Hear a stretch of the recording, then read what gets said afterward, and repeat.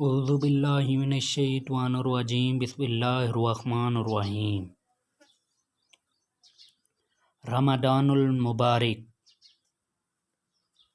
شعبان میں رمضان المبارک کی تیاری۔ شعبان کے تیزی سے گزرتے دن رمضان المبارک کی تیاری کے لیے بہت بڑی غنیمت ہے۔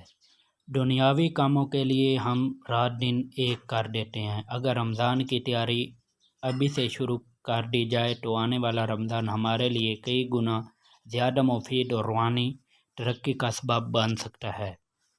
شعبان کے یہ ایام عام دنوں کی طرح نہ گزاریں، یہ ایک بہت قیمتی ایام ہے۔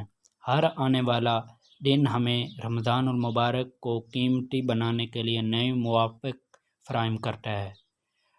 بہت سے اللہ والے رمضان المبارک ختم ہونے کے بعد اس کی برکات کا تذکرہ کرتے کرتے 6 ماہ گزار دیتے ہیں اور پھر یہ دعا مانگتے ہیں کہ انہیں مزید 6 ماہ آنے والا رمضان نصیب ہو جائے۔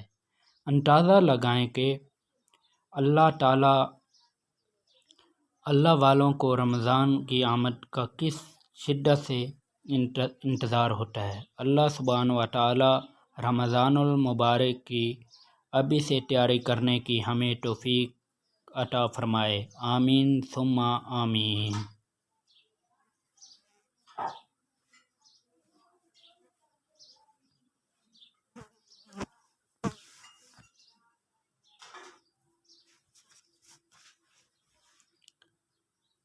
ایک دعا جو حضرت جبرائیل امین علیہ السلام نے مانگی اور جس پر رسول صلی اللہ علیہ وسلم نے آمین کہا۔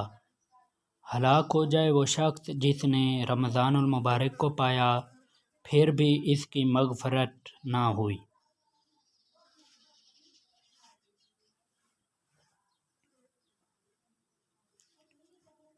وہ سحری کا مزہ، وہ افطاری کی بھوک، وہ قرآن کی تلاوت، وہ نماز کا ماحول، وہ روزے کا نور صرف کچھ دن دور۔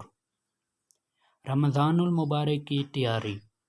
قیام اللیل کی عادت، مصروفیات میں کمی، انٹرنیٹ سے اعتراض، وقت کے ضیاع سے اجتناب، نفل عبادات کا اہتمام، نظام اوقات کی ترتیب، کاموں کی تنظیم، قرآن مجید کی تلاوت، صدقہ کرنے کی عادت، بچوں کو صدقہ دینے کی عادت، مسجد میں ٹھہرنے کی عادت، اشیاء ضروریات کی رمضان سے پہلے خریداری، گزشتہ روزوں کی قضا، روزوں کی عادت، کھانے کی مقدار میں کمی، ذکر اللہ کی کثرت، نفلی نماز کا اہتمام، نیند کے اوقات میں کمی، قلع کا اہتمام، اہل خانہ کی رمضان کے لیے ذہن سازی، سگریٹ نوشی سے اعتراض، روزے کے مسائل سے واقفیت، دعاؤں کی کثرت، اخلاق کی درستگی، نیت کی درستگی،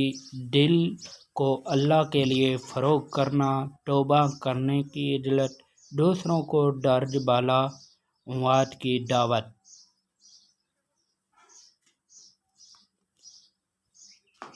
Asad Sultani studio. Subscribe my channel.